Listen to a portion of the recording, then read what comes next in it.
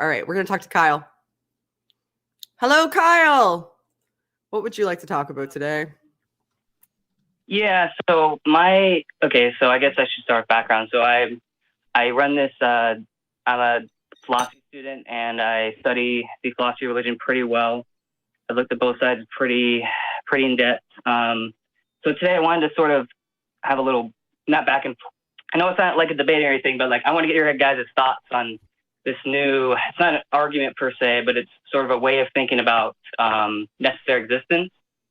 And something that necessarily exists is something that cannot fail to exist in any possible world. And I think all philosophers of religion, whether they're theists or atheists, would agree that there is something in nature that has necessary existence, basically something that has to exist by necessity, right? It could be the universe, it could be some quantum vacuum, it could be whatever, right?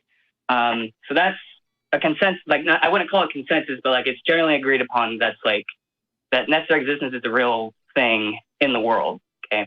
I really wish you'd stop telling us what's agreed upon. And actually, it says here that you say that theism has better explanatory power than naturalism. So already, if that's the sum of your position, you're contrasting two things that aren't necessarily an accurate dichotomy. So I want you to get to whatever point it is without trying to teach me what you say everybody else agrees on. Right. Okay. So the next point I want to sort of bring up is in regards to what explains necessary existence, right? And I think that if you say that the foundation necessary existence is perfection, something that's perfect, then perfection would necessarily include all perfections, and one of those perfections is going to be necessary existence.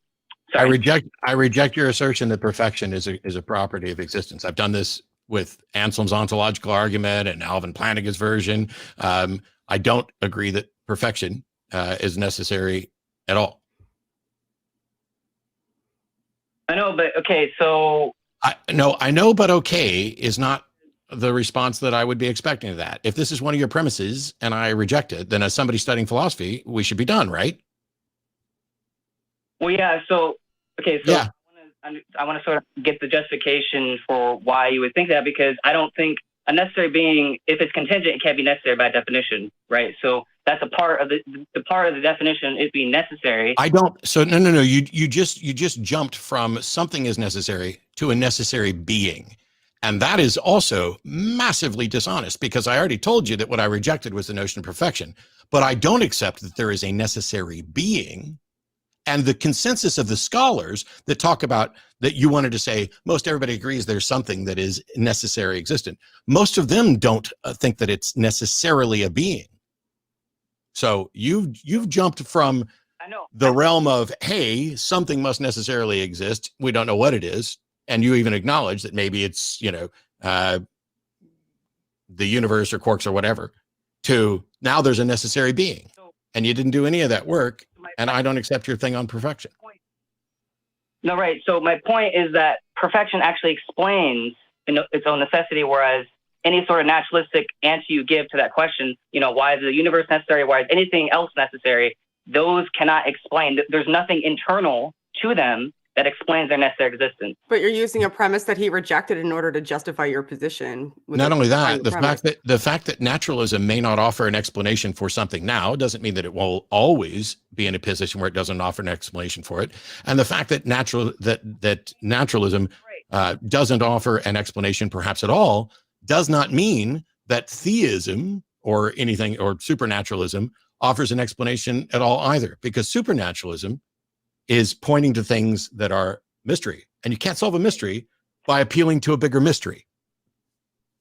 No, that's a good point, and I agree that there. I don't. So okay, my sort of theism would not include the supernatural. Okay, what I'm saying is no, stop, Kyle, because if your version doesn't include the supernatural, then all you have is the natural, which means naturalism is. That's I don't. So. I'm trying to open your mind to what I would call it a supreme naturalism, where the foundation is supreme. It's still natural. It's still the same kind of thing. No, right? This is a load of nonsense. See, you started with the call screener by contrasting naturalism and theism. And I pointed out that those two aren't a true dichotomy. And then you point out that your version of theism doesn't include the supernatural. It includes supernatural, or whatever it was you called it, to make it distinct from the natural. If you don't include the supernatural, then naturalism is all there is. No, right. So what I'm saying is let's take, okay, so Kyle, naturalism. I'm going to let you finish. Yeah. But when you say Okay. no, right, I know that you're not paying attention and actually thinking about it, because those are contradictory things. No means I'm wrong. Right means I agree.